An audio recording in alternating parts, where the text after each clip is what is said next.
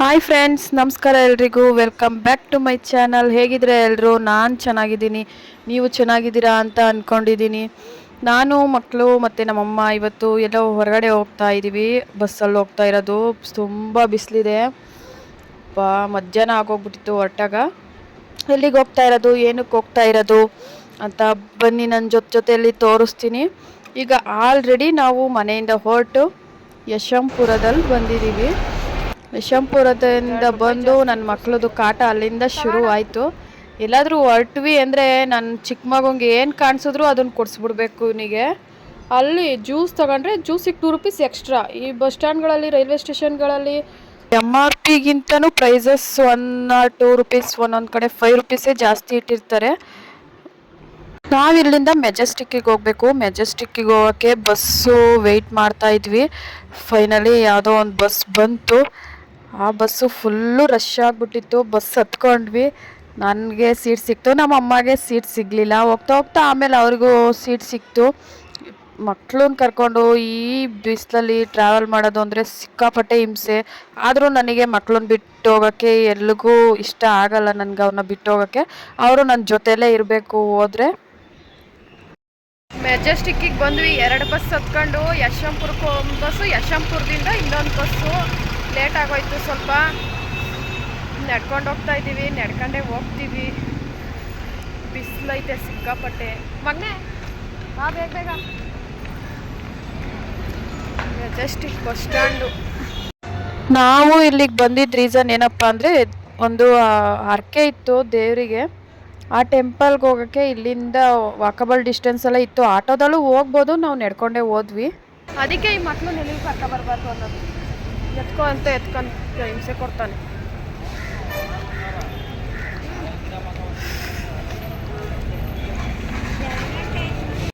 Majestic bus ಸ್ಟ್ಯಾಂಡಿಂದ right ಸೈಡ್ಗೆ, ನಾವು ಹೋಗ್ತಾ ರೈಟ್ ಸೈಡಿಗೆ ಅಂಡರ್ ಪಾಸಿಂದ ಹೋಗಬೇಕು ಈ ಟೆಂಪಲ್ಗೆ. ಅಲ್ಲಿ ಹೋಗ್ತಾ ಹಂಗೆ ಫ್ಲವರ್ಸ್ ಎಲ್ಲ ಇಟ್ಕೊಂಡಿದ್ರು. ಹೂವು ತುಂಬ ಚೆನ್ನಾಗಿತ್ತು ನೋಡೋಕ್ಕೆ. ನನಗೆ ಹೂವು ಅಂದರೆ ಸಖತ್ ಇಷ್ಟ. ಹೂವು ಎಲ್ಲ ತೊಗೊಂಡ್ವಿ. ಬರೀ 20 ರೂಪೀಸ್ ಅಷ್ಟೇ. 2 ಮೊಳ ತೊಗೊಂಡು ಅಮ್ಮ ನಾನು ಶೇರ್ ಮಾಡ್ಕೊಂಡು ಮುಟ್ಕೊಂಡು ಇಲ್ಲಿಂದ ಹೊರಟ್ವಿ. ಎಲ್ಲ ಅಂಗಡಿಗಳು ನೋಡಿ ನನಗಂತೂ ಏನಾದ್ರು ತಗೊಳ್ಬೇಕು ಅಂತ ಅನ್ನಿಸ್ತಾ ಇತ್ತು. ನೋಡ್ಕೊಂಡು ಹೋದ್ವಿ. ಫಸ್ಟು ದೇವಸ್ಥಾನಕ್ಕೆ ಹೋಗಿ ಬಂದ್ಬಿಡೋಣ ಅಂತ ಅಂದ್ಕೊಂಡು ಹೋಗ್ತಾ ನನ್ನ ಮಗ ಹೊಟ್ಟೆ ನೋವು, ನಾನು ಕೂತ್ಕೊಬೇಕು ಅಂತ ನನಗೆ ಹೇಳ್ಕೊಂಡು ಬರ್ತಾ ಇದ್ದೆ ನನ್ನ ಜೊತೇಲಿ. ಏನು ಮಗನೇ ಇನ್ನೂ ಹೋಗೇ ಇಲ್ಲ, ಆಗಲೇ ಹಿಂಗೆ ಆಡ್ತಾ ಇದೆಯಾ ಅಂತ ನಾನು ಹೇಳ್ತಾ ಇದ್ದೆ. ಸರಿ ಅಂತ ಸ್ವಲ್ಪ ಹಂಗೆ ಕರ್ಕೊಂಡು ಹೋದ್ವಿ. ಮುಂದೆ ಹೋಗ್ತಾ ಅವನಿಗೆ ಜ್ಯೂಸ್ ಎಲ್ಲ ಕುಡಿಸಿ ಸ್ವಲ್ಪ ಅವನಿಗೆ ರೆಸ್ಟ್ ಮಾಡಿಸಿ ಟೆಂಪಲ್ ಹತ್ರ ರೀಚ್ ಆದ್ವಿ.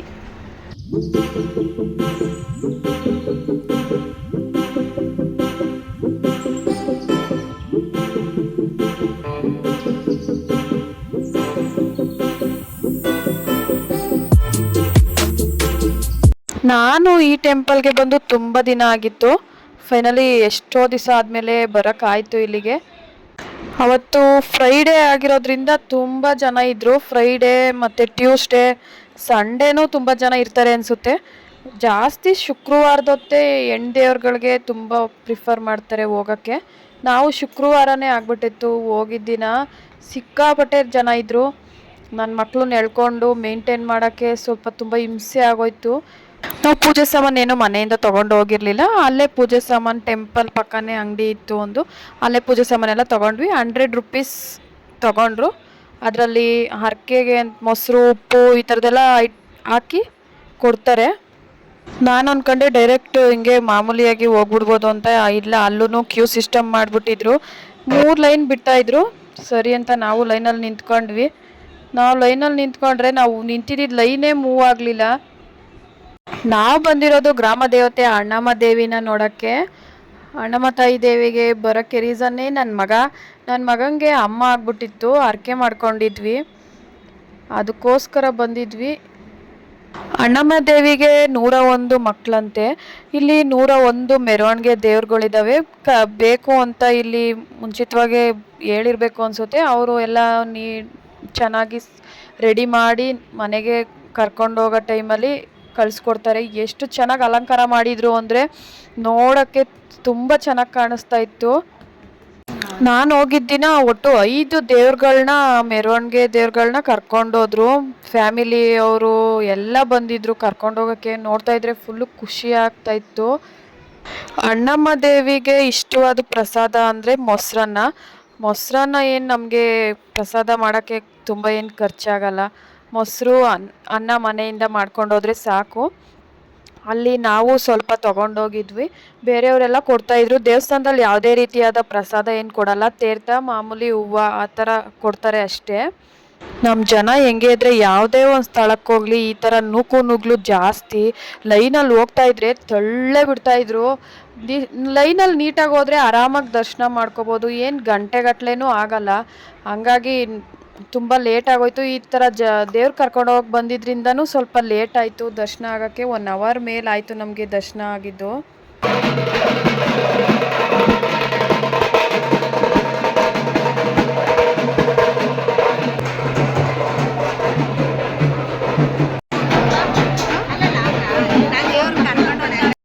ಸಿಕ್ಕಾಪಟ್ಟೆ ಜನಗಳವ್ರೆ. ಯಪ್ಪ ಜನ ಸಿಕ್ಕಾಪಟ್ಟೆ ಜನ. Red colour.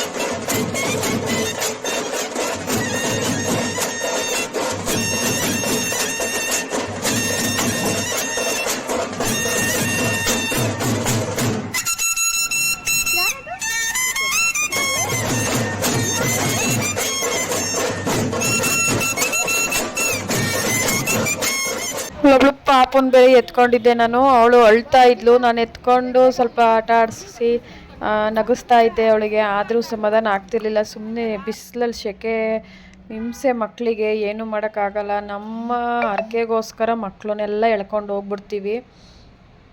ಫೈನಲಿ ಗರ್ಭಗುಡಿ ಅಮ್ಮನ ದರ್ಶನ ಮಾಡೋಕ್ಕೆ ಅಲ್ಲಿಗೆ ರೀಚ್ ಆದ್ವಿ. ಕಾಯಿನ ಫಸ್ಟೇ ಒಡ್ಕೊಟ್ಬಿಡ್ತಾರೆ. ಆಮೇಲೆ ನೆಕ್ಸ್ಟು ದೇವರು. ಆಮೇಲೆ ಅಲ್ಲಿ ಒಳಗಡೆನೂ ಕರ್ಕೊಂಡು ಹೋಗ್ತಾಯಿದ್ರು ಮಕ್ಕಳನ್ನ. ದೊಡ್ಡವರು ಹೋಗ್ತಾಯಿದ್ರು. ಏನಕ್ಕೆ ಅಂತ ರೀಸನ್ ನನಗೆ ಗೊತ್ತಾಗಲಿಲ್ಲ. ಕೆಲವೊಬ್ರು ಮಕ್ಕಳನ್ನ ದೇವ್ರ ಹತ್ರ ಇಟ್ಟು ಎತ್ಕೊಡಿ ಅಂತ ಕೇಳ್ತಾರೆ. ಅವರು ತುಂಬ ಜನ ಆಗಿದ್ದರಿಂದ ಪಾಪ ಅಲ್ಲಿ ತುಂಬ ಹಿಂಸೆ ಅವ್ರಿಗೂ. ಇಲ್ಲ ಆಗಲ್ಲ ಹೋಗಿ ಅಂತ ಕಳಿಸ್ತಾಯಿದ್ರು. ಕೆಲವೊಬ್ರು ಹರಕೆ ದುಡ್ಡು ಈ ಥರದ್ದೆಲ್ಲ ತಂದು ಹಾಕ್ತಾಯಿದ್ರು. ತಾಯ್ತ ಎಲ್ಲ ಸಿಗುತ್ತಲ್ಲಿ. ತಾಯ್ತಾಗೆ 50 ರೂಪಾಯಿ, ಮಾಮೂಲಿ ಯಂತ್ರಗೆ ದಾರ ಮಾಮೂಲಿ 20 ರೂಪಾಯಿ.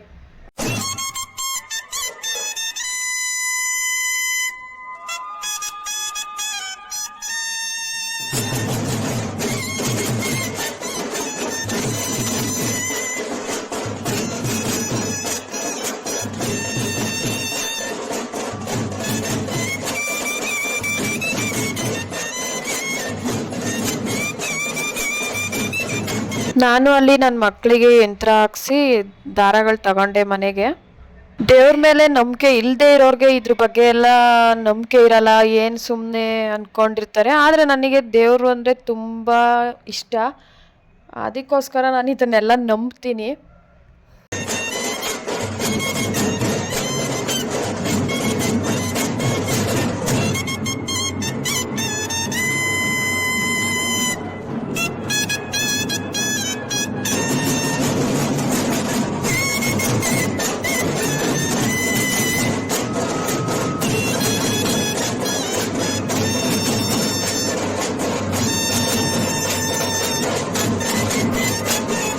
ಅಲ್ಲಿ ಒಂದು ಕಟ್ಟೆ ಥರ ಮಾಡಿದ್ದಾರೆ, ದೇವ್ರಿಗೆ ಉಪ್ಪು ಮೊಸರು ನೈವೇದ್ಯ ಈ ಥರದ್ದೆಲ್ಲ ಮಾಡ್ತಾರೆ. ನಮ್ಮದು ಹರಕೆ ಇತ್ತು ಅಂತ ಹೇಳಿದ್ನಲ್ಲ, ನನ್ನ ಮಗನಿಗೆ ಅಮ್ಮ ಆಗ್ಬಿಟ್ಟಿತ್ತು ಮೈಯಲ್ಲೆಲ್ಲ, ಅದಕ್ಕೆ ದೇವ್ರಿಗೆ ಹರಕೆ ಮಾಡ್ಕೊಂಡಿದ್ವಿ. ಹರಕೆ ಮಾಡ್ಕೊಂಡಿದ್ರಿಂದ ಮೊಸರನ್ನ ಮಾಡಿ ಒಂದು 4 ಜನಕ್ಕೆ ಪ್ರಸಾದ ಅಂತ ಕೊಟ್ಟು ಅಲ್ಲಿಂದ ಮುಗಿಸ್ಕೊಂಡು ಹೊರಟ್ವಿ. ನನ್ನ ಮಗಂದು ತರಲೆ ಕೆಲಸ ಸ್ಟಾರ್ಟ್ ಆಯಿತು.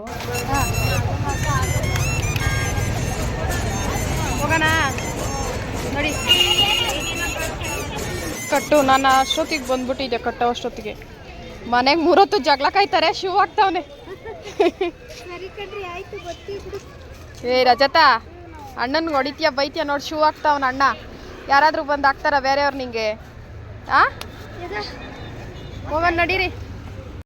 ಅಣ್ಣ ತಂಗಿ ಅಕ್ಕ ತಂಗಿ ಬಾಂಡಿಂಗ್ಸ್ ಅಂದರೆ ಹಿಂಗೆ ಇರುತ್ತೆ ಅನಿಸುತ್ತೆ. ಇದು ನನ್ನ ಮಕ್ಕಳು 3 ಹೊತ್ತು ಕಿತ್ತಾಡ್ತಿರ್ತಾರೆ, ಆದರೆ ಅಷ್ಟೇ ಇಬ್ಬರೂ ಒಂದೊಂದು ಟೈಮಲ್ಲಿ ಪ್ರೀತಿಯಿಂದ ಖುಷಿಯಾಗಿರ್ತಾರೆ.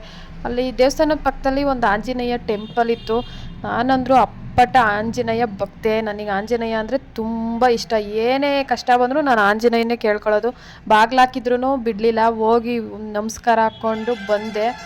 ಅಲ್ಲಿಂದ ಬರ್ತಾ ಟೀ ಶರ್ಟ್ಸು ಟಾಪ್ಸು ಈ ಥರದ್ದೆಲ್ಲ ಔಟ್ಲೆಟ್ ಹಾಕಿದ್ರಲ್ಲ, ನೋಡೋಣ ಅಂತ ಸುಮ್ಮನೆ ಹಂಗೆ ನೋಡ್ಕೊಂಡು ಬಂದೆ. ನೆಕ್ಸ್ಟ್ ಟೈಮ್ ಹೋದಾಗ ಯಾವಾಗಾದ್ರೂ ತೊಗೊಳ್ಳೋಣ ಅಂತ. 150-200 ಏನೋ ಪ್ರೈಸಸ್ ಇತ್ತು. ಆಮೇಲೆ ಮಾವಿನಕಾಯಿ ನೋಡಿ ನನಗೆ ಸಿಕ್ಕಾಪಟ್ಟೆ ಇಷ್ಟ ಆಗೋಯ್ತು. ಒಂದು ಪೀಸ್ 20 ರೂಪಾಯಿ. ಅಯ್ಯೋ ಬೇಡಪ್ಪ, ಏನಕ್ಕೆ 20 ರೂಪಾಯಿ ಕೊಟ್ಟು ತಿನ್ನಬೇಕು ಅಂತ ಅದನ್ನು ತಗೊಳ್ಲಿಲ್ಲ. ನಾನು ವಾಪಸ್ ಬಂದ್ಬಿಟ್ವಿ, ಏನೂ ತಿನ್ನಲಿಲ್ಲ ಹೋಗಿ. ಯಾಕೆ ಅಂದರೆ ಬೆಳಗ್ಗೆನೇ ಮುದ್ದೆ ತಿನ್ಕೊಂಡು ಹೋಗ್ಬಿಟ್ಟಿದ್ದೆ ನಾನು. ಇಲ್ಲೊಂದು ಹೋಟೆಲ್ ನರ್ತಕಿ ಅಂತೆ, ಇದರಲ್ಲಿ ಇದೆಷ್ಟು ಫುಲ್ ಮೀಲ್ಸು ಹಾಫ್ ಮೀಲ್ಸು ಅಂತ ಎಲ್ಲ ಫುಡ್ಡು ಪ್ರೈಸ್ ಎಲ್ಲ ಬೋರ್ಡೇ ಇಟ್ಬಿಟ್ಟಿದ್ರು. ನನ್ನ ಮಕ್ಕಳಿಗೆ ಆಟ ಸಾಮಾನೆಲ್ಲ ಕೊಡಿಸ್ಕೊಂಡು, ನನ್ನ ಚಿಕ್ಕ ಮಗ ಒಂದು ಟೀ ಶರ್ಟ್ ತಗೊಂಡ, ಯಾವುದು ವಿರಾಟ್ RCB ಟೀ ಶರ್ಟ್ ತಗೊಂಡು ಕೊಡ್ಸೋವರೆಗೂ ಬಿಟ್ಟಿಲ್ಲ ಅವನು. ನಾನು ಒಂದು ಸರ ತಗೊಂಡೆ. ಅಷ್ಟರಲ್ಲಿ ನಾವು ಅಂಗಡಿಗಳನ್ನ ಆ ಕಡೆ ಈ ಕಡೆ ನೋಡ್ಕೊತ ಹೋಗ್ತಾ ಮಳೆನೇ ಸ್ಟಾರ್ಟ್ ಆಗೋಯ್ತು. ಅಲ್ಲೊಂದು 10 ನಿಮಿಷ 20 ನಿಮಿಷ ನಿಂತ್ಕೊಂಡ್ವಿ. ಅಂಗಡಿ ಮುಂದೆ ನಿಂತ್ಕೊಳ್ಳೋಕೆ ಹೋದರೆ ಆ ಕಡೆ ನಿಂತ್ಕೊಳ್ಳಿ ಈ ಕಡೆ ನಿಂತ್ಕೊಳ್ಳಿ ಅಂತ ನಮ್ಮನ್ನಂತೂ ಆಟ ಆಡಿಸ್ಬಿಟ್ರು ಅಂಗಡಿಯವರು. ಈ ಥರ ಮಳೆಗಳು ಬಂದಾಗ ಈ ಬಿಸ್ನೆಸ್ಸು ಹೊರಗಡೆ ಈ ಥರ ರೋಡ್ ಸೈಡಲ್ಲಿ ಇಟ್ಕೊಂಡು ಮಾಡೋರ್ಗೆ ಎಷ್ಟು ಹಿಂಸೆ ಅಲ್ವಾ ಪಾಪ. ನಾವು ಅವ್ರ ಹತ್ರ ಎಷ್ಟು ಬಾರ್ಗಿಂಗ್ ಮಾಡ್ತೀವಿ, ತಲೆ ತಿಂತೀವಿ ತಗೊಳಕ್ಕೆ ಹೋದಾಗ. ಈ ಥರ ಮಳೆ ಬಂದಾಗ, ಈ ಬಿಸಿಲು ಟೈಮಲ್ಲೂ ಅಷ್ಟೇ ಅವ್ರಿಗೆ ಅಷ್ಟೇ ಹಿಂಸೆ ಆಯಿತು. ಇಲ್ಲಿರೋದೆಲ್ಲ ಐಟಮ್ಸ್ಗಳು ನೋಡ್ತಾ ಇದ್ರೆ ಏನಾದರೂ ತಗೊಬೇಕು ಅನಿಸ್ತಾ ಇದೆ. ಆದರೆ ಏನು ಮಾಡೋದು, ದುಡ್ಡೇ ಇಲ್ಲ. ಮಳೆ ನೋಡಿದೆಲ್ಲ ತಗೊಬೇಕು ಅನಿಸ್ತೈತೆ. ನಮ್ಮ ಅಮ್ಮ ಬೇರೆ ದುಡ್ಡಿಲ್ಲ ಲೆಕ್ಕಾಚಾರ ಹೇಳ್ತಾ ಇದ್ದೀನಿ. 500 ರೂಪಾಯಿ ಯಾಕೋ 500 ರೂಪಾಯಿ ಯಾಕೋ ಅಂತ. ಮಳೆ ಜೋರಾಗೋಯ್ತು. ಬಸ್ ಸ್ಟಾಪ್ಗೆ ಹೋಗ್ಬೇಕು, ಮಳೆ ಸ್ಟಾರ್ಟ್ ಆಗ್ಬಿಟ್ಟೈತೆ. ನನ್ನ ಮಗ ನಾನು ಬೈತಾವನೆ, ನಿನ್ನಿಂದಾನೇ ಲೇಟು ಅಂತ. ಏನು ಮಾಡೋದು, ಈ ಕಡೆ ನಿಂತ್ಕೊಂಡ್ರೆ ಆ ಸೈಡಿಗೆ ಬರ್ರಿ ಅಂತಾರೆ, ಆ ಕಡೆ ನಿಂತ್ಕೊಂಡ್ರೆ ಈ ಕಡೆ ಸೈಡ್ಗೆ ಹೋಗ್ತಾರೆ. ಮಳೆ ಬಂದರೆ ಎಷ್ಟು ಕಷ್ಟ ವ್ಯಾಪಾರ ಮಾಡೋದು ರೋಡ್ ಸೈಡಲ್ಲಿ, ಸಿಕ್ಕಾಪಟ್ಟೆ ಕಷ್ಟ. ಅಮ್ಮ ಅಲ್ಲಿಗೆ ಹೋಗ್ಬಿಡ್ಬೋದಾಗಿತ್ತು ನಾವು ಅದರಡಿಕೆ ಒಳಗಡೆ. ಹೇಗೋ ಮಾಡಿ ಅಂಡರ್ ಪಾಸಿಂದ ಮೆಜೆಸ್ಟಿಕಲ್ ಅಂಡರ್ ಪಾಸ್ ಇದೆಯಲ್ಲ ಅಣ್ಣಮ್ಮ ಟೆಂಪಲ್ಗೆ ಹೋಗೋಕ್ಕೆ, ಅಲ್ಲಿಂದ ನಾವು ಬಸ್ ಸ್ಟ್ಯಾಂಡ್ ನಿಯರ್ ಹೋದ್ವಿ. ಅಲ್ಲಿ ಒಂದು ಹೋಟ್ಲ್ ಇತ್ತು. ನನ್ನ ದೊಡ್ಡ ಮಗ ರೈಸು ಈ ಥರದ್ದೆಲ್ಲ ತಿನ್ನಲ್ಲ, ಅವನಿಗೆ ದೋಸೆ ಬೇಕು ಅಂತ ದೋಸೆ ಪಾರ್ಸಲ್ ತಗೊಂಡು ಅಲ್ಲೇ ತಿಂದ. ಚಿಕ್ಕ ಮಗ ನನಗೆ ಹೊಡಿತಾವನೆ, ಚಟ್ನಿ ಯಾಕೆ ಹಾಕ್ಸ್ದೆ ನೀನು, ನನಗೆ ಚಟ್ನಿ ಬೇಡ ಅಂತ ಜಗಳ ಮಾಡ್ತಾವನೆ. ಕಡೆಗೆ ಉದ್ದಿನೊಡೆ ತಗೊಂಡು ತಿಂದ. ಆಮೇಲೆ ಮತ್ತೆ ದೋಸೆನೂ ಬೇಕು ಅಂದ. ಎಲ್ಲ ಕೊಡಿಸ್ಕೊಂಡು ಬಸ್ ಸ್ಟ್ಯಾಂಡ್ ಕಡೆ ಹೊರಟ್ವಿ. ಅವರು ಯಾರನ್ನೋ ಒಬ್ಬರು ಕಂಡಕ್ಟರ್ನ ಕೇಳಿದ್ರೆ D40 A40 ಅಂತ ಹೇಳಿದ್ರು. ನಾನು ಹುಡಿಕೊಂಡು ಹೋಗಿ ಒಂದು ಅರ್ಧ ಕಿಲೋಮೀಟ್ರ್ ನಡೆಸ್ಕೊಂಡು ಹೋಗ್ಬಿಟ್ಟಿದ್ದೆ ನಮ್ಮ ಅಮ್ಮವ್ರನ್ನ ಪಾಪ. ಆಮೇಲೆ ವಾಪಸ್ ರಿಟರ್ನ್ ಬಂದು ನೋಡಿದ್ರೆ ನಮ್ಮ ನೆಲಮಂಗಲ ರೂಟು ಬಸ್ಸು ಅಲ್ಲೇ ನಿಂತ್ಕೊಂಡಿದ್ದು. ಸರಿ ಅಂದ್ಬಿಟ್ಟು ಸಂಜೆ ಆಲ್ರೆಡಿ 4:15 5 o'clock ಆಗಿತ್ತು ಅನಿಸುತ್ತೆ. ಅಷ್ಟೊತ್ತಿಗೆ ಬಸ್ ಹತ್ತಿದ್ವಿ ನಾವು. ಹೆಂಗೋ ಬಸ್ ಸಿಕ್ತು, ಬಸ್ಸಲ್ಲಿ ಸೀಟು ಸಿಕ್ತು. ನನ್ನ ಮಗ ಮಲ್ಕೊಂಬಿಟ್ಟ, ಫುಲ್ಲು ಟಯರ್ಡ್ ಆಗಿಬಿಟ್ಟಿತ್ತಲ್ಲ. ಸೊ ಹಂಗಾಗಿ ಅಲ್ಲಿ ಬಸ್ಸಲ್ಲೇ ನಿದ್ದೆ ಮಾಡ್ದ.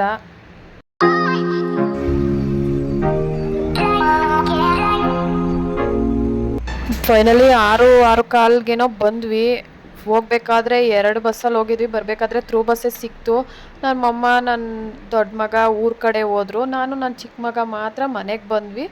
ನಮ್ಮ ಬಸ್ ಸ್ಟಾಪಿಂದ ನಮ್ಮ ಮನೆಗೆ ಬರೋಕ್ಕೆ 1 ಕಿಲೋಮೀಟ್ರ್ ನಡ್ಕೊಂಬರ್ಬೇಕು. ಇಬ್ಬರು ಪಾನಿಪುರಿ ತಿಂದ್ಕೊಂಡು ಸಂಜೆ ಆಗ್ಬಿಟ್ಟಿತ್ತು, ಹೊಟ್ಟೆ ಹಶ್ವಾಗ್ತಿತ್ತಲ್ಲ ಅಂತ ಪಾನಿಪುರಿ ತಿನ್ಕೊಂಡು ಬಂದ್ವಿ. ನನ್ನ ಮಗ ಬೇಗ ತಿನ್ನಲಿಲ್ಲ, ಮಳೆ ಗಾಳಿ ಸ್ಟಾರ್ಟ್ ಆಗೋಗ್ಬಿಟ್ಟಿತ್ತು. ನೋಡ್ರಿ ಹೆಂಗೆ ಗಾಳಿ ಬೀಸ್ತೈತೆ ಅಂದರೆ ಚಂಡಮಾರುತ ಥರನೇ ಆಗ್ಬಿಟ್ಟಿತ್ತು.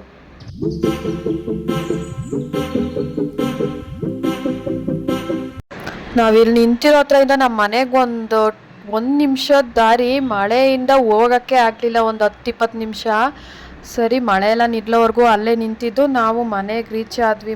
ಮನೆಗೆ ಬಂದು ನೋಡಿದ್ರೆ ಮನೆ ಒಳಗಡೆ ಎಲ್ಲ ನೀರು ಸಿಡಿದ್ಬಿಟ್ಟಿತ್ತು. ನಾನು ಅದನ್ನೆಲ್ಲ ಕ್ಲೀನ್ ಮಾಡೋ ಅಷ್ಟರಲ್ಲಿ ಸಾಕಾಗೋಯ್ತು. ಓಕೆ ಫ್ರೆಂಡ್ಸ್, ಈ ವ್ಲಾಗ್ನ ಇಲ್ಲಿಗೆ ಎಂಡ್ ಮಾಡ್ತಾ ಇದ್ದೀನಿ. ನನ್ನ ಈ ಜರ್ನಿ ನಿಮಗೆ ಇಷ್ಟ ಆಗಿದೆ ಪ್ಲೀಸ್ ಲೈಕ್ ಮಾಡಿ, ಶೇರ್ ಮಾಡಿ, ಕಮೆಂಟ್ ಮಾಡಿ. ಯಾರೆಲ್ಲ ನನ್ನ ಚಾನಲ್ನ ಫಸ್ಟ್ ಟೈಮ್ ವಾಚ್ ಮಾಡ್ತಾ ಇದ್ದೀರೋ ಪ್ಲೀಸ್ ಸಬ್ಸ್ಕ್ರೈಬ್ ಮಾಡ್ಕೊಂಡು ನೋಡಿ. ನನ್ನ ಹಿಂದಿನ ವೀಡಿಯೋಸ್ ಎಲ್ಲ ನೋಡಿ ಸಪೋರ್ಟ್ ಮಾಡಿ. Love you all, take care, bye.